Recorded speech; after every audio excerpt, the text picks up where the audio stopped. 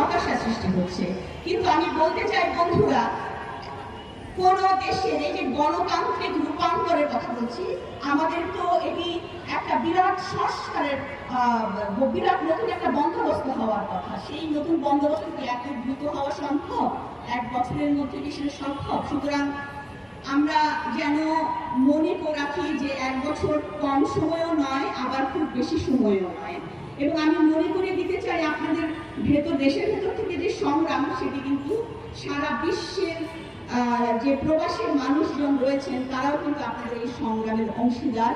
এবং এই সংগ্রাম গণসংগ্রামের একটা অর্থনৈতিক এবং রাজনৈতিক বন্দোবস্ত, নতুন রাজনৈতিক বন্দোবস্ত থেকে আমরা ধাবিত হই, এই আশাবাদ এবং এই আকাঙ্ক্ষা রেখে আমি এই সংগ্রামের সবাইকে সংগ্রামের শুভেচ্ছা জানিয়ে আমার বক্তব্য এখানে শেষ করছি। ধন্যবাদ।